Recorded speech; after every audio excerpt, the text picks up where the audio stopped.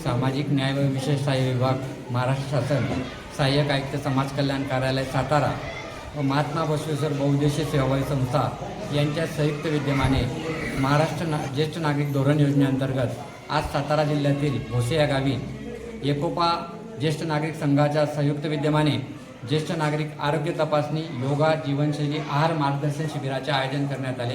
या ठिकाणी आजच्या शिबिरात ज्येष्ठ नागरिकांचे मोफत आपण BP, शुगर, ECG, डोळे, नाक, कान, घसा तपासणी तसेच CBCची रक्तातली तपासणी ही या ठिकाणी मोफत करतोय।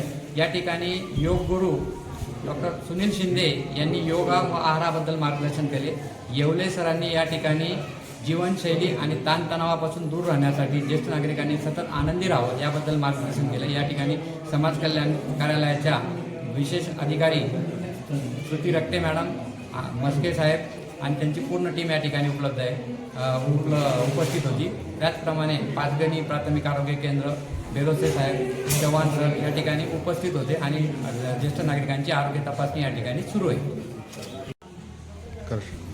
आज भोसे तालुका महाबळेश्वर गावामध्ये एकोपा ज्येष्ठ नागरिक संघाच्या वतीने आयोजित महाराष्ट्र शासन समाज कल्याण विभाग सातारा याच्यामार्फत या ठिकाणी ज्येष्ठ नागरिक संघाच्या वतीनं ज्येष्ठ नागरिकांच्या आरोग्याविषयी बहुउद्देशीय आरोग्य शिबिर या ठिकाणी आयोजित केले।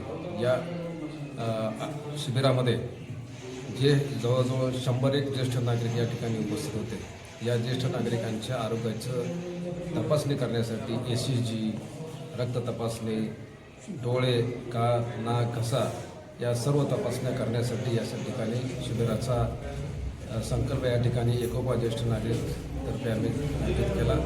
यामार्फत सर्व ज्येष्ठांनी याचा लाभ घेतलेला आहे। समाज कल्याण विभाग सातारा यांचं मी सतत आभार आहे।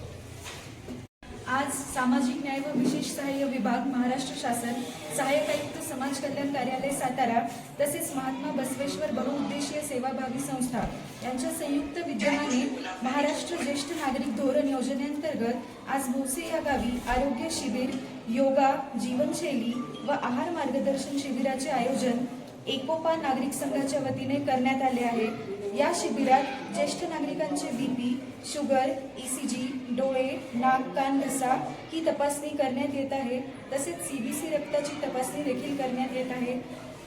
बहुसंख्य ज्येष्ठ नागरिक येथे उपस्थित आहेत आणि सर्वांनी या अंतर्गत या सेवेचा लाभ घ्यावा अशीच मी सर्वांना विनंती करते।